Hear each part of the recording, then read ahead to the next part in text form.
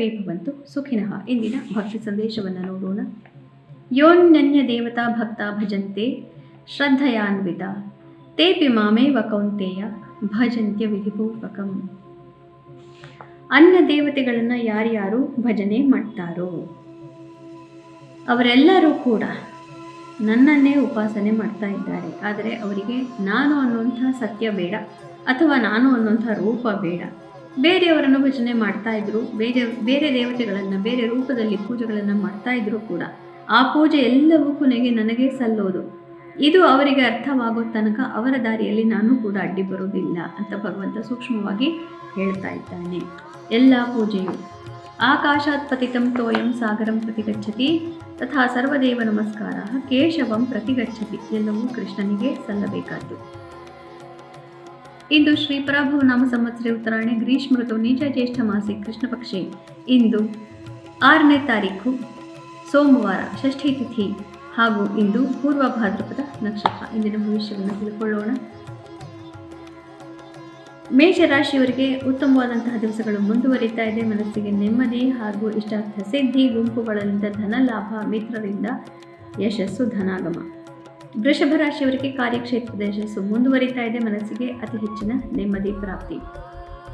ಮಿಥುನ ರಾಶಿಯವರಿಗೆ ಇಂದು ನಿಮ್ಮ ಭಾಗ್ಯದಲ್ಲಿ ಸ್ವಲ್ಪ ಏರುಪೇರನ್ನು ಕಾಣಬೇಕಾಗಿ ಬರಬಹುದು. ಆದರೆ ಹಿರಿಯರ ಆಶೀರ್ವಾದವನ್ನು ಪಡೆಯುವುದರಿಂದ ಎಲ್ಲವೂ ಸರಿ ಹೋಗುತ್ತೆ. ಕರ್ಕ ರಾಶಿಯವರಿಗೆ ಮನಸ್ಸಿಗೆ ಕ್ಲೇಶ ಮುಂದುವರಿತಾ ಇದೆ. ನಿಮ್ಮ ಪ್ರೀತಿ ಪಾತ್ರರಿಂದ ನಿಮಗೆ ಬೇಕಾದಂತಹ ಅಕ್ಕರೆ ಸಹಕಾರ ಪ್ರಾಪ್ತಿ ಇಂದು ಕೂಡ ಆಗೋದಿಲ್ಲ. ಸಿಂಹರಾಶಿಯವರಿಗೆ ಉತ್ತಮವಾದಂತಹ ದಿವಸ. ಪಾರ್ಟ್ನರ್ಶಿಪ್, ವ್ಯವಹಾರ, ವಹಿವಾಟುಗಳು ಹಾಗೂ ದಾಂಪತ್ಯದಲ್ಲಿ ನೆಮ್ಮದಿ. ಕನ್ಯಾ ರಾಶಿಯವರಿಗೆ ಶತ್ರುನಾಶ, ಶತ್ರುಧ್ವಂಸ, ಸಾಮಾಜಿಕ ಚಟುವಟಿಕೆಗಳಲ್ಲಿ ಯಶಸ್ಸು, ಆರೋಗ್ಯ ಸುಧಾರಣೆ. ತುಲಾ ರಾಶಿಯವರಿಗೆ ಇನ್ವೆಸ್ಟ್ಮೆಂಟ್ ವ್ಯವಹಾರಗಳಲ್ಲಿ ಸ್ವಲ್ಪ ಇವತ್ತು ಲಾಸ್ ಆಗುವ ಸಾಧ್ಯತೆಗಳು, ಹೀಗಾಗಿ ಮನಸ್ಸಿಗೆ ಸ್ವಲ್ಪ ಕ್ಲೇಶ. ವೃಶ್ಚಿಕ ರಾಶಿಯವರಿಗೆ ತಾಯಿ ಆರೋಗ್ಯದ ಬಗ್ಗೆ ಸ್ವಲ್ಪ ಗಮನ ಅವಶ್ಯಕ.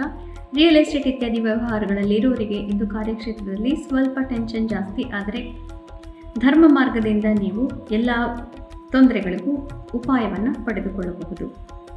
ಧನು ರಾಶಿಯವರಿಗೆ ಅತ್ಯುತ್ತಮವಾದಂತಹ ದಿವಸ.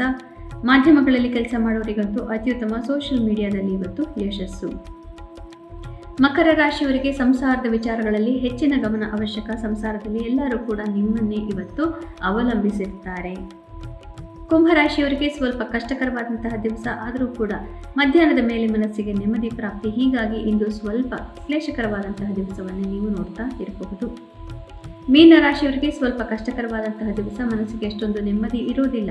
ಮುಖ್ಯವಾದಂತಹ ಕೆಲವು ಮಿತ್ರತ್ವಗಳು ಹಾಗೂ ಕೆಲವೊಂದು ಚಟುವಟಿಕೆ, ಬೇರೆಯವರನ್ನು ಹೂಡಿದಂತಹ ಚಟುವಟಿಕೆಗಳಲ್ಲಿ ಇಂದು ಸ್ವಲ್ಪ ಸೋಲು ಕಾಣಬೇಕಾಗಿ ಬರಬಹುದು.